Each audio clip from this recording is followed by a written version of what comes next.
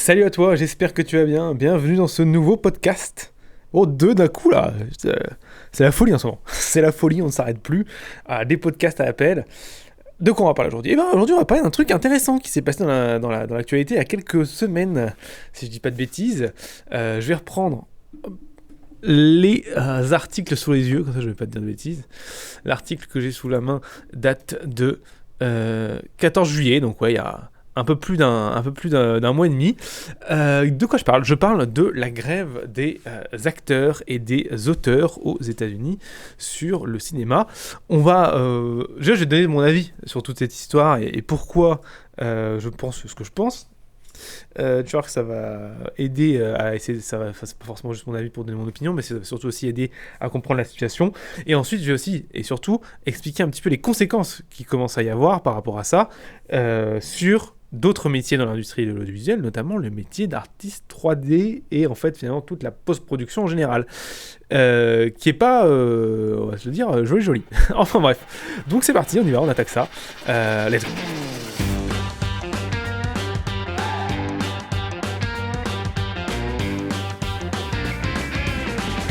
Bienvenue dans le podcast de Motion Life Teach. Le podcast où on parle de 3D, d'animation, d'effets spéciaux, de films, de mindset, de logiciels, bref, tout ce qui se rapporte à l'animation 3D, les effets spéciaux ou l'image de synthèse.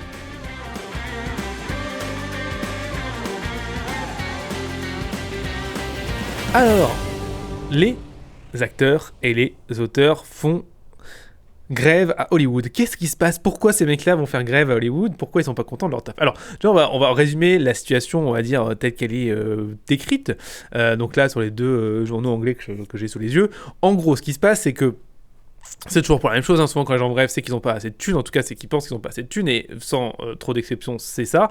Mais en fait, on se rend bien compte que souvent c'est des raisons plus profondes, on va y revenir, mais en tout cas du coup, leur demande à ces acteurs et à ces auteurs, c'est qu'ils aient des droits d'auteur par rapport aux plateformes de streaming. Donc en gros, si j'ai bien compris, ce qui se passe là, c'est que quand tu es un auteur et un acteur, tu es payé genre au cachet, tu vois, tu payes une fois, alors classique, hein, genre si tu t'appelles Johnny Depp, je pense pas que ça passe comme ça, mais sur si t'es un acteur, un auteur classique, tu vas être payé au cachet. Donc en gros, tu vas faire un film genre pour Netflix, tu vois, on va te payer pour ta prestation d'écriture de scénario, si t'es un écrivain, un auteur, on va te payer pour ta prestation d'acteur si t'es un acteur, tu vois, sur le moment donné, avec un certain montant, tu vois, et ensuite, une fois que le film est sorti et qu'il est diffusé sur les plateformes, toi, c'est fini, quoi, t'as fait ton truc et c'est tout.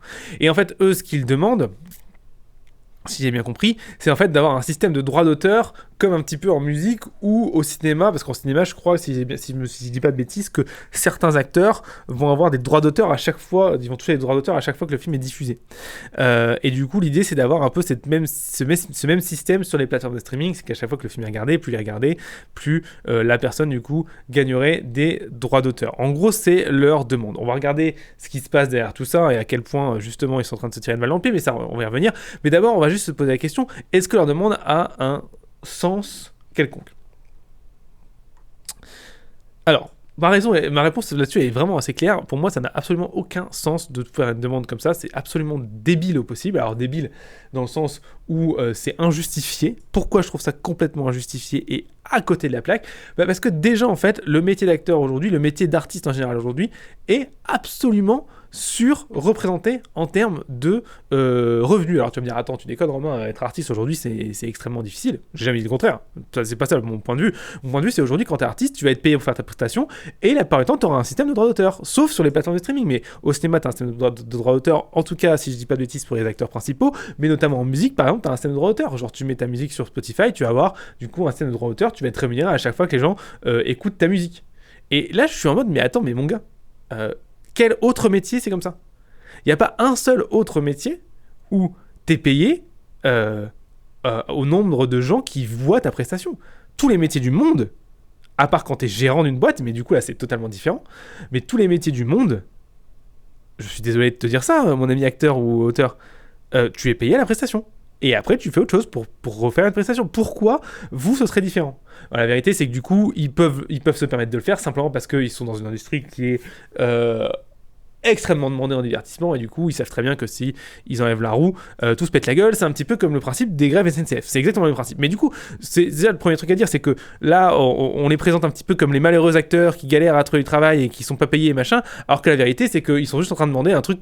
Ils ont déjà une situation qui est complètement aberrante par rapport au reste des métiers qui existent aujourd'hui où juste tu travailles. C'est un petit peu comme si tu disais attends, mais c'est pas juste parce que le mec qui a inventé le concept de semi-conducteur, et ben il touche pas sa commission, son droit d'auteur, à chaque fois qu'il y a un processeur qui est vendu dans le monde. T'es en mode, mais oui, normal, en même temps, c'est pas lui qui a le monopole des processeurs. Bah, pourtant, c'est lui qui a inventé les concepts du semi-conducteur. Et sans semi-conducteur, il n'y aurait jamais eu de processeur. Et bah là, c'est un peu le même principe, tu vois. Le mec, il dit, bon, bah du coup, j'ai apparu 30 secondes dans un film, du coup, maintenant, j'aimerais toucher mon cachet à chaque fois que ces 30 secondes sont diffusées, tu vois. Bon, ça me paraît complètement aberrant. Pour moi, t'es payé pour une prestation, t'as un contrat qui te dit pourquoi t'es payé, tu as signé ce contrat, c'est-à-dire que t'étais d'accord avec lui, je vois pas pourquoi tu voudrais revenir en arrière, tu vois. Donc, ça, c'est le premier truc, tu vois. Le deuxième truc, c'est qu'ensuite, si tu veux faire des droits d'auteur, t'as aucune raison de pas pouvoir faire un contrat avec certaines maisons d'édition pour la musique ou certaines boîtes de production et de diffusion pour le cinéma pour justement avoir ce droit d'auteur.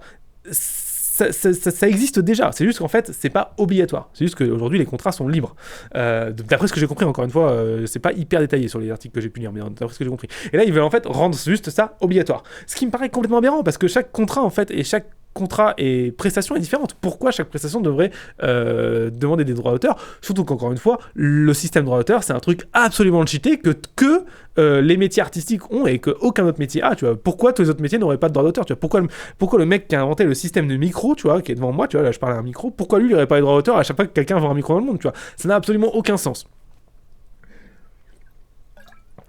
Alors ce que j'écris ici, hein, c'est un petit peu le système de brevet au final.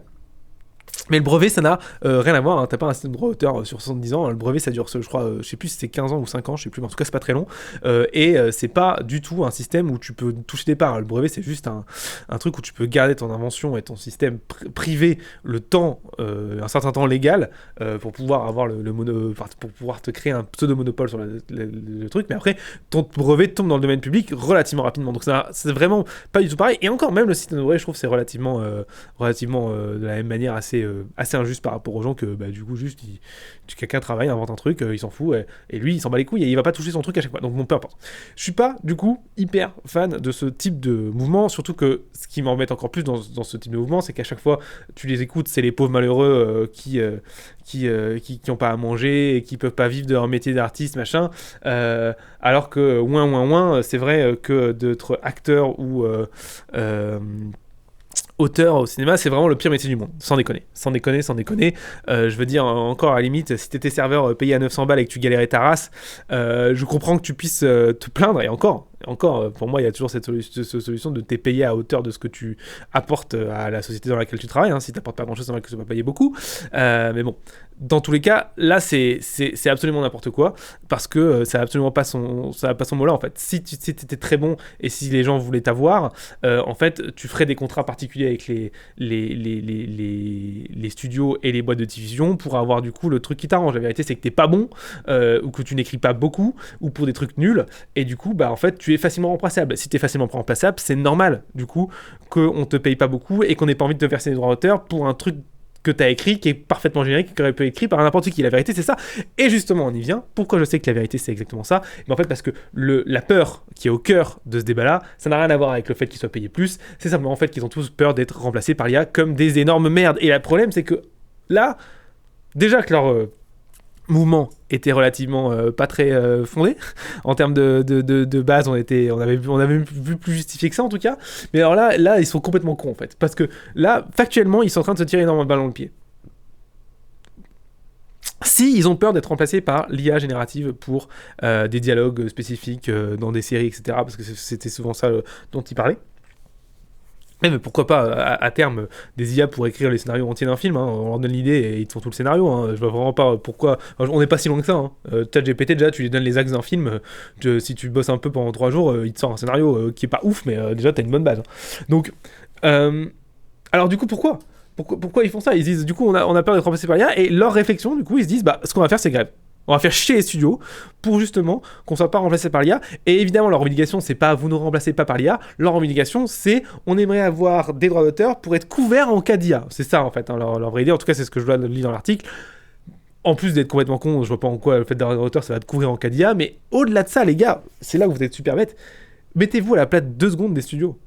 Vous êtes studio, et du jour au lendemain, vous n'avez plus de auteurs, donc plus de gens pour écrire vos séries et vos films, sur, le cas où sur lesquels pardon, sur lesquels vous vivez, hein, et qui font que ton studio marche, et plus d'acteurs pour lesquels tourner. À ton avis, quelle va être ta première réaction? Bah moi je peux te dire, si j'étais studio et que ça m'arrivait, ma première réaction serait de me tourner vers l'IA s'il n'y a pas une solution. Et du coup, ces espèces d'attardés mentaux, en faisant ça, ils ne font que accélérer l'avènement de l'IA dans leur domaine, parce que justement le fait de faire grève, ils poussent les studios à chercher la seule solution possible, qui est ici l'IA. Mais les gars, mais vous êtes super cons en fait. Vous êtes vraiment vous réfléchissez vraiment juste pas en fait. Vous êtes attardés mentaux, c'est pas possible. C'est vraiment pas possible. Comment vous pouvez être stupide à ce point-là? Si votre peur profonde c'est d'être remplacé par l'IA générative, comment vous pouvez vous dire ah bah ne plus travailler pendant 5 mois et handicaper les studios, ça va être la solution pour ne pas qu'ils nous remplacent par une IA? Espèce de gros con. C'est justement l'extrême opposé qu'il faut faire. Si tu veux pas être remplacé par l'IA, tu dois prouver à la boîte ou au studio pour lesquels tu travailles à quel point tu es indispensable pour eux, à quel point ce que tu écris est bon et à quel point ils ont besoin de toi. Mais non, toi ce que tu fais, c'est je vais me barrer 25 mois, comme ça ils vont être obligés de trouver une autre solution pendant ces 5 mois pour remplacer les gens qui sont partis. Et à ton avis, la solution ça va être quoi? Bah oui, la solution ça va être l'IA, hein, sans trop tellement de surprise. Donc, vous êtes con en fait, vous êtes en train de vous creuser votre propre tombe, enfin vous la creusiez déjà, mais là vous êtes passé de la pelle au marteau-piqueur tellement vous êtes attardé. Donc je peux que vous souhaiter que vous y arriviez en fait, hein, et que vous fonciez dans le tas, et tant pis pour vous. Alors tu te rends compte que j'ai un avis assez tranché sur la question, tu pourrais même sentir une peut-être pointe d'agressivité dans ma voix, mais tu vas comprendre pourquoi, parce qu'en fait leur espèce de connerie a des vraies conséquences sur le monde réel, hein, sur les gens au endroit où les gens travaillent vraiment en fait, et notamment sur les studios de post-production. Et c'est sur tout ça dont je voulais parler aujourd'hui, c'est qu'en fait cette grève d'espèces d'attardés collégiens là, qui pensent faire leur justice sociale parce qu'ils ont un métier horrible qui est auteur et acteur, et bah ces gens-là, du coup, ce qui se passe, c'est que là, toutes les prods de divertissement, en gros, sont en pause à cause d'eux. Et bah, du coup, qu'est-ce qui se passe? Tous les plans de post-production qui devaient arriver n'arrivent plus. Et du coup, ce qui se passe, c'est, là, je tire ça d'expérience que mes élèves actuels me racontent, enfin, les élèves actuels, les anciens élèves de l'école qui travaillent déjà, bah, là, ça licencie d'ouf. Alors, ça licencie pas vraiment, ça met les gens au chômage technique, mais c'est jamais hyper bon. Ça met les gens au chômage technique parce qu'il n'y a plus de plans à truquer. S'il n'y a plus de plans à truquer, ta boîte elle rentre plus d'argent. Si ta boîte elle rentre plus d'argent, comment tu payes tes putains d'employés? Et du coup, la vérité, c'est que toute l'industrie est en train de prendre un coup énorme à cause de cette connerie. Et là, on avait déjà la peur qu'avant, les studios avec l'IA pourraient relativement rapidement se trouver des solutions pour élaguer beaucoup de gens. Mais alors là, c'est pire que mieux en fait. Là, ils vont carrément faire fermer tous les studios puisqu'il n'y a plus rien qui rentre, il n'y a plus de prod. Donc toute la chaîne de production est en train de s'écrouler. Alors évidemment, hein, c'est pas le cataclysme, hein, t'inquiète. Hein. C'est pas comme si tout allait détruire demain. Et puis leur grève, ils vont l'arrêter au bout d'un moment. Et à un moment, c'est bien beau de faire grève, mais bon, après, ils devaient déjà pas gagner beaucoup d'argent, je pense, en tant qu'auteur, vu les auteurs que c'est qui font grève. Donc, mais bon, t'inquiète, ça va bien se passer, entre guillemets. Ça va reprendre à la normale. Mais par contre, bah là, du coup, il y a plein de gens qui en payent les prix, qui payent les prix de leurs conneries, et qui n'ont rien demandé. Il y a plein de gens qui payent les prix de leurs conneries dans des studios d'animation, dans des studios d'effets spéciaux, notamment des studios d'effets spéciaux de films, qui payent le prix de leurs conneries parce que du coup, il n'y a plus de taf. Et ça, j'avoue que tu sens un petit peu la pointe de la critique dans ma bouche. Ça m'énerve un petit peu parce que c'est des gens qui font un truc, on l'a vu, qui est absolument injustifié.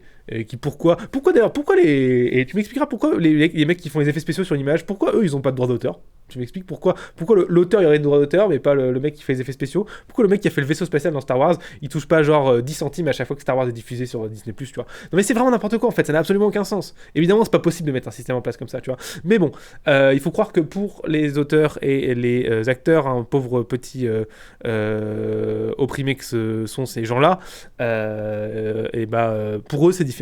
Faut croire, hein, j'en sais rien, je sais pas pourquoi, mais en tout cas pour eux c'est différent.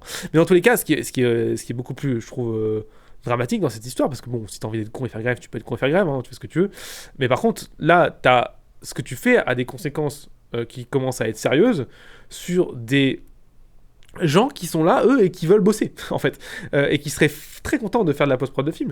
Et du coup, si jamais ils voulaient continuer leur grève, un petit peu comme des cons, en mode on s'arrêtera jamais, machin, surtout qu'ils ont pas encore l'impression de s'être mis d'accord, là, si j'ai bien compris. Alors après, je sais pas, peut-être que...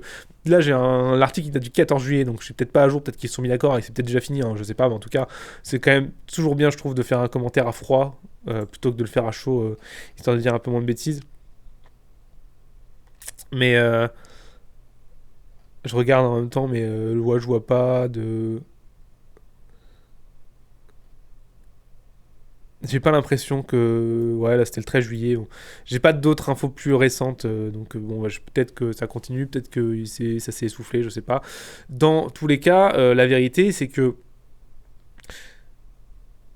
Bah voilà, tes conneries de grève ont des conséquences réelles sur des gens qui aimeraient travailler.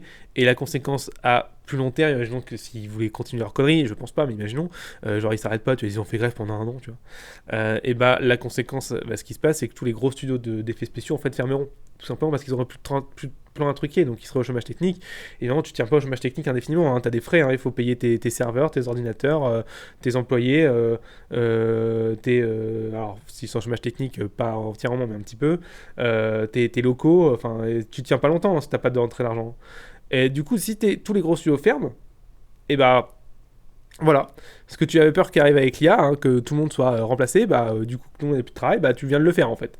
Alors évidemment, sur les studios ferment, ça veut pas dire que tout le monde n'aura plus de boulot, hein. Ce qui va se passer, c'est que les gens vont venir s'éclater dans d'autres industries parallèles, genre la pub où il y a encore du travail, tu vois, par exemple, il y a encore beaucoup de pubs qui sont faites, l'architecture et le jeu vidéo, tous les systèmes audiovisuels qui sont dans des industries parallèles, et même le fait que tous les studios ferment, c'est carrément irréaliste, hein, ça n'arriverait pas comme ça, hein, ça serait progressif, du coup il y aurait des échanges, etc. Il y a aussi des studios qui sont leurs propres producteurs et qui font de l'animation, par exemple, et qui ont besoin de moins d'acteurs, et il y a pas que aux États-Unis qu'on fait des prods, tu vois, il y a aussi des prods dans l'autre monde. Donc, bien évidemment, tout ce que je dis là, c'est vraiment apprendre à relativiser de ouf. Mais j'essaie d'extrapoler pour comprendre un petit peu les risques d'un comportement comme ça, qui est vraiment, pour moi, un petit peu... c'est un comportement de gamin, quoi. Tu comprends pas ce que tu fais, en fait, honnêtement. Voilà, c'est de faire payer des gens qui n'ont rien demandé, en fait, et qui travaillent. Donc... Pourquoi je parle de tout ça ? C'est parce qu'en fait, je pense qu'on peut en tirer une leçon de ce genre de truc. Tu vois, la réflexion qu'ont les auteurs là et qu'ont les acteurs, un artiste 3D pourrait tout à fait avoir exactement la réflexion qu'eux. Il pourrait tout à fait se dire, mais attends, c'est vrai ça ? Pourquoi moi j'ai pas mes droits d'auteur sur l'image que j'ai faite ? Au final, je suis un artiste, il n'y a pas de raison que j'ai pas de droits d'auteur sur le film qui sort là. Et là, du coup, tu vois, tu pourrais dire et monter un mouvement de grève, etc. En te disant c'est une bonne idée, je me bats pour les opprimés qui sont tapés à coups de marteau par les grosses boîtes qui font des millions et les méchants capitalistes, et ben en fait, hein, la vérité, tu te rends compte que juste en réfléchissant là, combien de temps là, 20 minutes, même pas en podcast, tu te rends compte que c'est souvent un peu plus compliqué que ça, hein, et que c'est jamais rarement juste les grands méchants capitalistes face aux opprimés qui travaillent dur, tu vois. C'est toujours un peu plus délicat, un peu plus subtil. Et le fait est que tu te rendras compte qu'en faisant ça, en fait, comme les auteurs et les acteurs ici, au final, tu fais juste plus de bien que de mal, en fait. Et en plus, il y a de grandes chances que tu tires une énorme balle dans le pied, puisque ça, évidemment, hein, quand tu fais une grève, tu dis simplement à ton employeur ou à ton client, en fonction de si t'es prestataire ou employé, mais c'est pareil. Tu lui dis simplement que tu n'es pas viable, hein, en fait. Hein, si tu peux te barrer du jour au lendemain et faire grève, tu n'es pas quelqu'un de très fiable. Si tu n'es pas quelqu'un de viable ni fiable, on te remplace. Hein. Et par contre, on a envie de te remplacer en ce moment par une IA. Donc ce serait vraiment pas très intelligent de ta part, surtout si tu veux garder ton métier. Et là, on se rend bien compte que dans tous les cas, c'est vraiment bête en fait de réagir comme ça. Surtout que pourquoi t'aurais des putains de droits d'auteur en fait ? Ta prestation en tant qu'artiste, c'est pas le fait, tu fais pas une œuvre d'art. Il faut arrêter ça. C'est vraiment je trouve que c'est un orgueil. Genre un putain de script écrit par 3 auteurs sur une série qui dure sur un épisode de 20 minutes, c'est une œuvre d'art. Non, une œuvre d'art, c'est quelque chose qui a une valeur intrinsèque et qui se vend. Et c'est ça aussi que les gens ne comprennent pas. Une œuvre d'art, c'est pas un truc que tu trouves juste beau, hein, ou bien ou rigolo. Une œuvre d'art, c'est un truc qui est considéré par assez de personnes comme important pour être vendu, spéculé, etc. Alors c'est pour le meilleur et pour le pire. Hein. Quand tu vois le genre d'œuvre d'art qui se vend, la majorité c'est complètement éclaté. Hein. On a vu ce qui s'est passé avec les NFT. Mais je suis désolé de vous dire ça, les gars, mais les NFT c'est une œuvre d'art parce que du coup les gens peuvent spéculer dessus. Par contre, désolé de te dire ça, ton script que tu as fait sous contrat qui dit voilà, tu me fais un script, pourtant tu l'as validé et tu étais d'accord avec le script parce que tu l'as signé ton putain de script, c'est pas une œuvre d'art, c'est une prestation. Et du coup, pourquoi ta prestation là d'un coup ça donne une œuvre d'art ? Ça n'a aucun sens.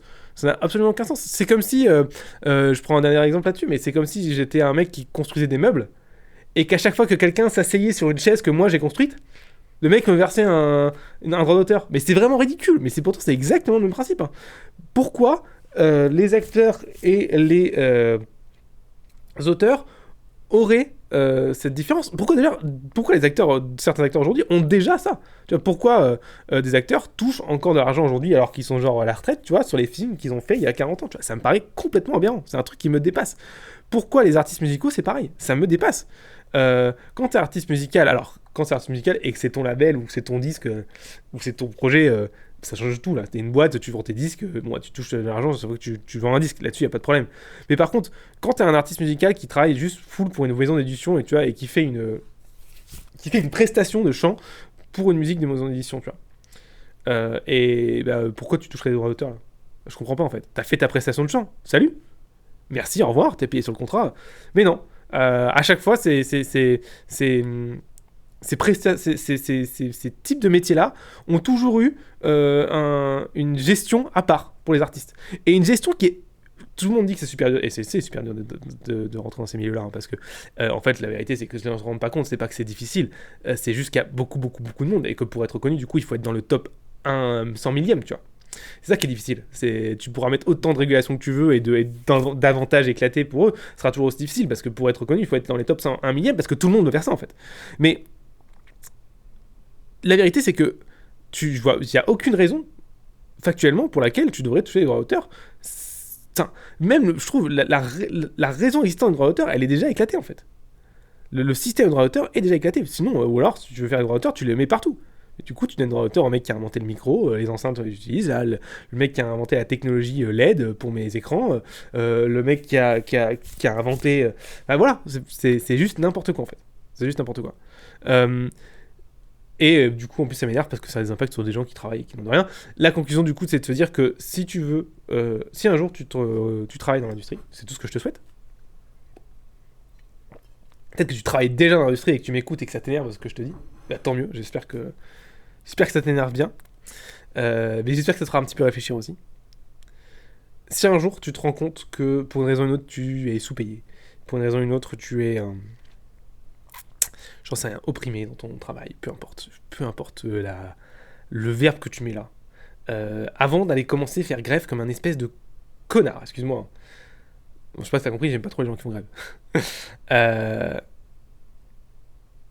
Avant de réfléchir à ça, peut-être que tu pourrais réfléchir à te dire, mais attends, le système dans lequel on travaille, il est assez simple à comprendre, tu vois.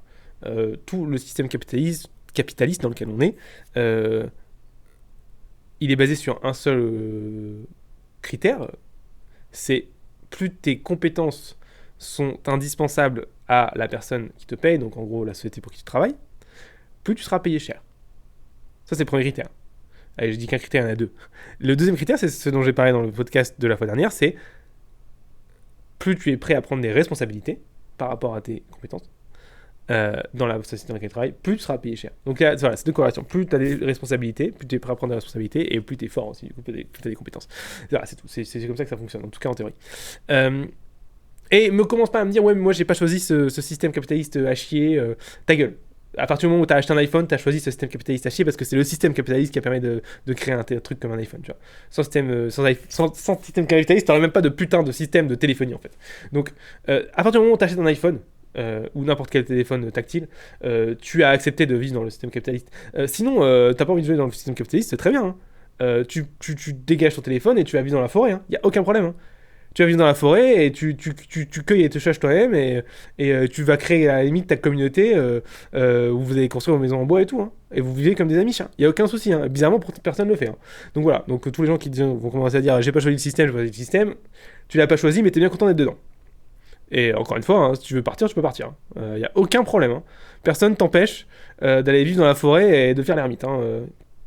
Et regarde sur YouTube, il y a des documentaires de gens qui le font, et c'est d'ailleurs super intéressant, parce que au moins ces gens-là, même s'ils sont pas en accord avec le système, et ça c'est leur choix, au moins eux ils se bougent le cul, et ils créent leur propre système en interne sans se plaindre, et les mecs ils font leur truc, et voilà, et ils ont un système complètement différent de ce qui existe aujourd'hui, tu vois, et eux ils sont contents et c'est très bien. Mais voilà, mais c'est ce qu'il faut le faire en fait, et plein de gens évidemment ne le font pas, hein, parce que ça demande du travail, hein.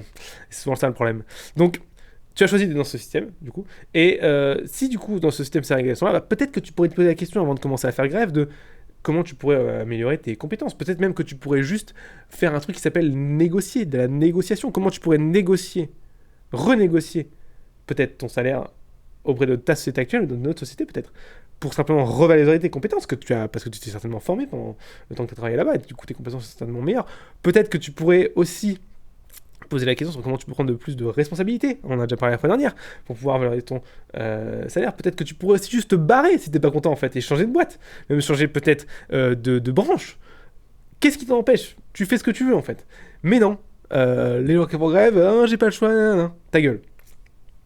La vérité, c'est que t'as tout le temps le choix. Et la vérité, c'est que quand tu regardes les gens qui font grève, c'est rarement ceux qui en ont le plus besoin, tu vois. J'ai rarement vu, la caissière de Carrefour qui galère à aligner les deux bouts faire grève, tu vois. Non, elle est trop occupée, en fait, à aligner les deux bouts pour faire grève, tu vois. Donc, ça, c'est carrément hypocrite, tu vois. Et c'est pour ça que je t'encourage grandement à ne pas avoir cette réflexion, ce comportement-là. Et ce que j'aurais tendance plutôt à te conseiller, c'est de te dire, ok, comment moi, du coup, dans la situation dans laquelle je suis, peu importe, tu travailles pas encore, etc., comment je peux avoir un maximum d'impact sur la société dans laquelle je bosse, comment je peux me rendre le plus indispensable possible, et au moment où je suis le plus indispensable, comment je peux leur dire, bah écoutez, ou vous m'augmentez ou je me casse. Parce que c'est à ce moment-là, en fait, que tu as le plus de poids. C'est quand tu es à l'aise avec le fait de partir, sans problème. Tu n'as aucun stress avec ça, parce que tu sais que tu vas retrouver du boulot très vite, parce que tu es très bon, et que tu es prêt à prendre beaucoup de responsabilités. Et que le mec en face de toi, il sait ça. Parce qu'à partir du moment où le mec en face de toi, il sait ça, crois-moi que toi, ta force de négociation, elle est énorme. Et je t'encourage beaucoup plus à avoir cette mentalité-là, pour pouvoir améliorer ta situation professionnelle, plutôt qu'à avoir cette mentalité de dire « Ah bah je veux être plus payé, et bah tu sais quoi, je vais faire grève. » Ah bah il y a un truc qui va pas, bah tu sais quoi, je vais faire grève. Parce que quand tu fais grève, en fait, bah tu fais comme là, les auteurs et les écrivains. Et en fait, ce que tu fais, en fait, à chaque fois que tu fais grève, peu importe le domaine où tu fais grève, tu as simplement, c'est comme si tu enlevais une roue du carrosse qui est l'économie, tu vois, qui tourne en parallèle tout le temps, et d'un coup tu enlèves une roue, et du coup ce qui se passe c'est évidemment quand tu enlèves une roue du carrosse, bah, le carrosse il fait quoi? Il tombe. Tu vois, la roue disparaît d'un coup, du coup il tombe et il se casse, et du coup quand il se casse tu te rends bien compte que du coup ça a un impact sur d'autres points de l'économie, d'autres systèmes d'économie, de gens qui ont rien demandé en fait. Et en faisant ça du coup, déjà premièrement tu te tires une balle dans le pied, parce que je t'ai expliqué dans notre domaine, si tu fais ça, bah tu accélères simplement le fait de devoir être remplacé par une IA, donc c'est clairement pas intelligent déjà pour toi. Juste factuellement, déjà, c'est pas du tout la meilleure solution pour avoir ton augmentation ou ce que tu veux d'ailleurs. Mais au-delà de ça, c'est aussi juste purement et simplement égoïste comme un bâtard, parce qu'en faisant ça, du coup, tu vas avoir un impact sur absolument beaucoup de secteurs qui vont être liés à toi. On peut faire le test, hein. Imaginons imaginons il y a une grève qui démarre extrêmement importante dans tout le secteur de la post-production, donc les effets spéciaux, visuels, le montage et le son, tu vois. Et tout le monde dit on en a marre, on n'est pas assez payé, on veut du droit d'auteur, voilà. Imaginons ils font ça. Et bah, ce qui se passerait du coup, c'est assez facile de se rendre compte, hein, l'impact que ça pourrait avoir sur l'industrie derrière. Bah, les films sortent pas. Si les films sortent pas, encore une fois, il y a le problème de les studios font faillite. Hein, pareil, les films, s'ils voient que les studios peuvent plus faire de post-production, bah les tournages s'arrêtent. Du coup, les acteurs, hein, bye bye, hein, évidemment, ça fait contre-courant, donc au moins vous renvoyez la balle.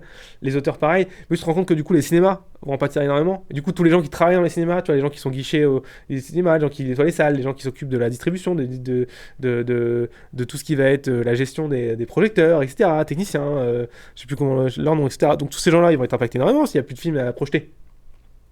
Projectionnistes, voilà ça. Tous les gens qui travaillent sur les plateformes de streaming. Tous les développeurs sur les plateformes de streaming, s'il n'y a plus de gens qui arrivent sur les plateformes de streaming parce qu'il n'y a plus de trucs qui sortent, parce que justement il n'y a plus de production, du coup les gens arrêtent leur abonnement. Si les gens arrêtent leur abonnement, il n'y a plus de rentrée d'argent dans les plateformes de streaming. S'il n'y a plus de rentrée de gens dans les plateformes de streaming, les développeurs sont licenciés, tu vois. Et tu te rends bien compte en fait que du coup en voulant faire grève pour tes droits d'auteur à la con par exemple, en faisant ça du coup tu as un impact qui fait ricocher sur plein de secteurs qui, eux, n'ont rien demandé, simplement parce qu'en fait, tu enlèves une roue du carrosse qui est l'économie, en fait, simplement parce que... et ça marche dans n'importe quel secteur, hein. Si les médecins se mettent à faire grève, bon, d'ailleurs, c'est pour rien que les médecins peuvent pas faire grève, hein, ils peuvent juste se mettre en grève, mais ils sont obligés d'aller bosser, parce que ça aura un impact catastrophique sur le pays. Mais voilà, quand la SNCF fait grève, on se rend bien compte à quel point ça a un impact énorme. Quand les poubelleurs font grève à Paris, on se rend bien compte à quel point la roue de ce carrosse, quand elle est plus là, ça se voit.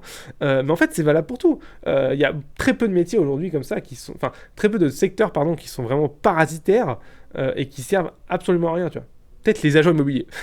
Peut-être les agents immobiliers, si eux ils font grève, là, ça serait pas trop grave. Là, je pense qu'il n'y a pas grand-chose qui changerait. Non, mais encore, j'exagère. J'exagère. C'est juste pour tacler les agents immobiliers, parce que c'est toujours marrant de tacler les agents immobiliers. Donc voilà, ça c'est vraiment la conclusion de cette histoire. C'est que je veux t'encourager. Je veux te pousser à ne pas avoir cette mentalité qui est franchement une mentalité de lâche. C'est une mentalité de lâche. C'est une mentalité de c'est quoi, j'abandonne. C'est quoi, je vais pas me bouger le cul, je vais pas chercher une autre boîte, je vais pas jouer la concurrence, je vais pas apprendre à négocier, je vais pas faire la chose qui est difficile, tu vois. Parce que négocier, évidemment, c'est difficile, ça demande beaucoup de stress, c'est difficile, il faut parler. Non, je vais faire grève. Je vais juste pas venir. Franchement, c'est pathétique. C'est un comportement qui est pathétique, c'est un comportement de loser au possible. Qu'est-ce que tu veux faire avec ça, en fait? Est-ce que tu as déjà vu quelqu'un dans la vie, autour de toi, n'importe qui a déjà dit ouais, moi dans la vie j'ai une augmentation, j'ai réussi à aller beaucoup plus loin que ça dans mon métier, à gravir les échelons professionnels pour aller faire des trucs de ouf, parce qu'en fait je faisais grève tous les 2 ans. Est-ce que t'as déjà un mec qui t'a dit ça? Non, personne fait ça, parce que tous les gens qui sont hauts dans les échelons, tous les gens qui sont lead, tous les gens qui font des trucs cool, tous les gens qui vont avoir des responsabilités et faire des trucs cool dans la 3D, mais n'importe quel domaine, c'est pas des gens qui font grève, putain, c'est des gens qui bossent. Mais bordel. Donc il y a un moment, si t'as envie d'éclater ton métier et de pouvoir faire des trucs de ouf, à quel moment faire grève, c'est une option en fait. C'est la pire chose que tu puisses faire pour ta carrière. Faire grève. Nom de Dieu, de bordel. Bref. Donc, voilà pour la conclusion. C'était encore un podcast pas très long, mais je voulais donner mon avis là-dessus et faire un petit point sur cette situation. Pour faire une petite conclusion aussi sur ce qui se passe en ce moment, parce que c'est vrai qu'il n'y a pas beaucoup de vidéos qui sortent en ce moment, je sais pas si tu as vu, c'est un petit peu au point mort, mais en fait c'est parce que je suis en train de préparer un énorme projet qui arrive avec une blinde de 3D. Tu peux aller déjà voir un petit peu sur Instagram, j'ai sorti quelques petits trucs dessus. C'est par rapport à Space Warp, ça va être extrêmement cool. Le plus gros, ça va être la plus grosse vidéo et la plus poussée que j'ai faite de toute ma carrière, de toute ma carrière tout court, que ce soit pour des clients ou sur YouTube. J'ai jamais fait un truc aussi gros que ça. Parce que ça va vraiment être très cool.